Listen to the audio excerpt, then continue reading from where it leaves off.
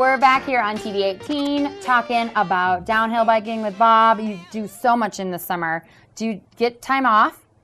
It doesn't feel like it, but yeah, certainly as we start transitioning into the fall, there's some time to take a break and kind of reflect on the summer and also kind of look forward to what we're going to be doing in the wintertime. Going to do anything fun in your off season? Don't know yet. Haven't been able to think through it. Hopefully, maybe get on a plane to go somewhere. And yeah, figure especially it out. Through the next week, and then things will clear my head a bit. Tell me what we can look forward to in the winter.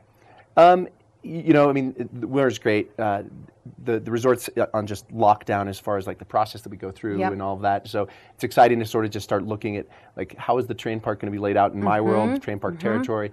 What kind of features we want to build, what the flow from park to park will be, what features we're going to put where, and then it's kind of just that waiting game of when is it going to get cold, and when's the snow going to start falling, and when's the snowmaking going to get in place, and then we start building stuff out. Do you design all the terrain parks every year differently?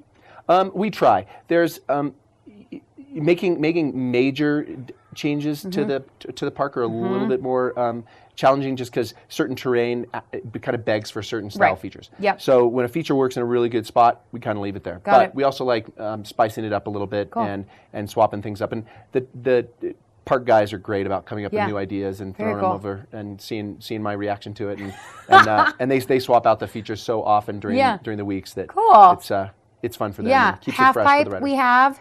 Yep. Super pipe. Well, half pipe. Yeah. Interesting definition these days. A lot of people think super pipe is 22 foot. Okay. That's the Olympic size. Okay. Regulation size. I still think of an 18 is still a super pipe. There's 13 foot cutters as well. So I'd say we have an 18-foot pipe. Right. Okay. But it's always built in a great spot. Yeah. Maintained really well, and an 18, unless you're competing, you don't need much more than 18. There's only a handful of people that really send the 18 out of the pipe very much. So 22 we can leave for the resorts who are hosting Grand Prix. Exactly. How long does it take to get snow enough for 18 feet? It is on average between a 3 and 4 week process. Okay. So a couple weeks, 2 to 3 weeks of snowmaking depending on the productivity and the temperatures. And then with some recent dirt work that we've done, the actual build time, once we have snow in place, we can build it in as little as 5 or 6 days. Awesome.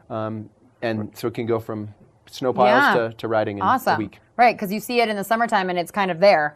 Yep. So you're just got to cover it up and make your walls higher. Yep. Cool. Snowmaking is a huge thing for parks. You guys have a lot of it that goes through the parks, yes? Yep. Yeah, we have 100% of the parks are created out of snowmaking snow.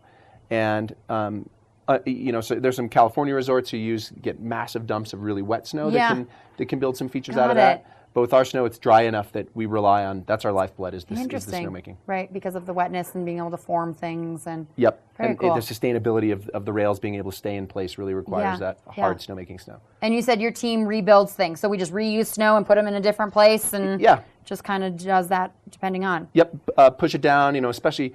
The major jump features usually stay pretty from beginning of the winter to the end of the winter.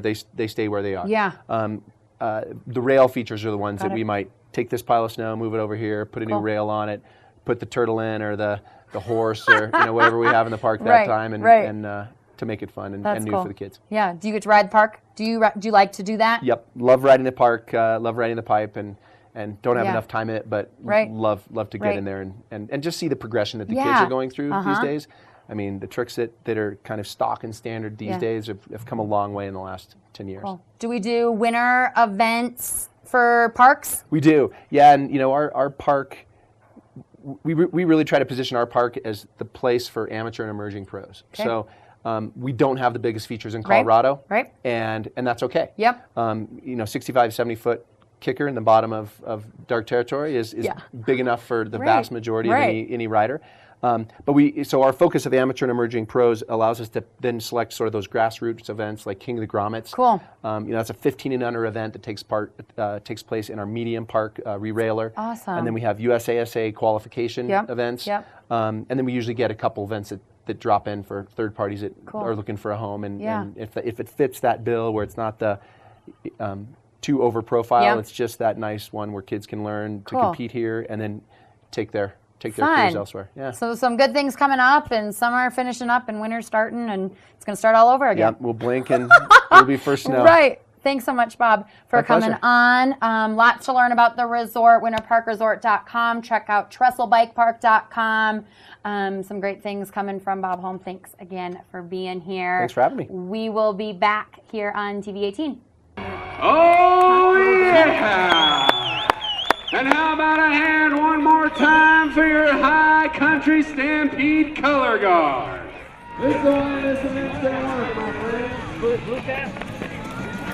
Right, can we get it here? Look at it go! No! What?